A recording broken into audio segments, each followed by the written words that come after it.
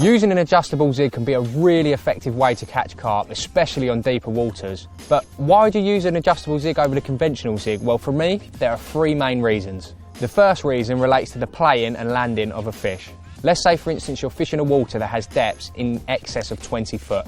If you wanted to position a bait high up in that water and you were to use a conventional zig, not only are you going to have trouble casting that zig, but when it comes to landing the fish, you're not going to be able to position yourself close enough to the water to actually get the fish in the landing net. However, when you use an adjustable zig, on the take, the lead is going to slide down to the zig float and you're going to be playing the carp on a much more comfortable length of line. Now, the second reason I love using an adjustable zig is that it allows me to fish at different depths throughout the water column without the need for actually having to tie a new rig.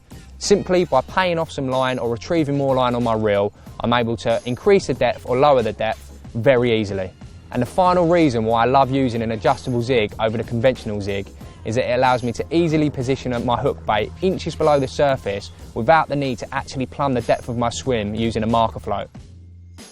So what I do is cast out and I slowly let my zig float to the top of the water column.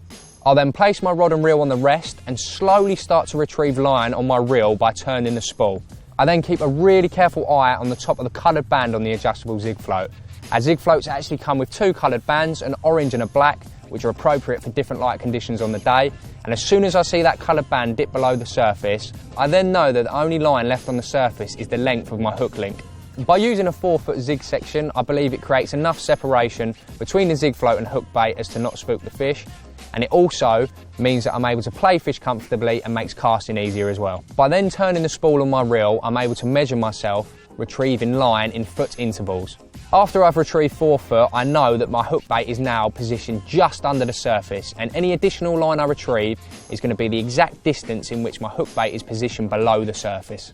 This means that I can be super accurate with the placement of my hook bait, which at certain times of the year can make all the difference. Now I'm going to walk you through exactly how I set it up. Now let's start with the rig end section first.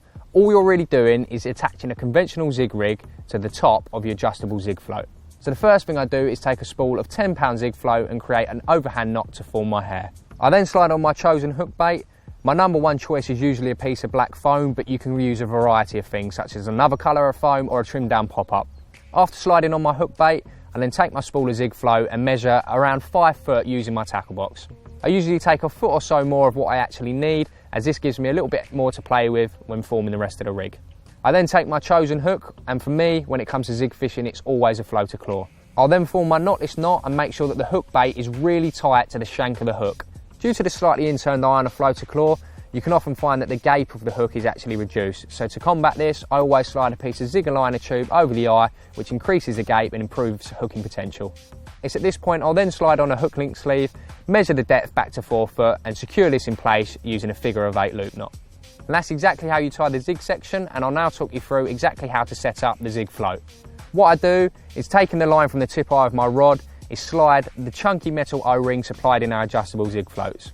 I'll then slide the line through the thin end of the zig float, making sure it's passed all the way through the middle of the body, and then tie on a quick chain swivel. I'll then pull the quick chain swivel into the top of the zig float to secure it in place. All you have to do then is attach a lead to the chunky O-ring of the float section, followed by clipping on your rig, sliding the hook link sleeve over the quick chain swivel, and you're good to go. Adjustable zig rigs by themselves can be quite prone to tangles. However, there is a little trick you can use to help eradicate this. In order to prevent my hook bait from wrapping around the zig float, I take a piece of PVA tape and tie it around the top of the zig float section itself.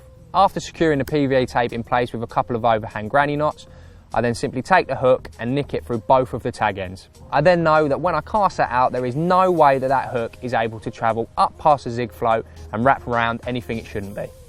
So that's how I tie and set up an adjustable zig rig. It's caught me loads of carp over the years when perhaps other methods wouldn't, and they're always going to be a tool in my armoury.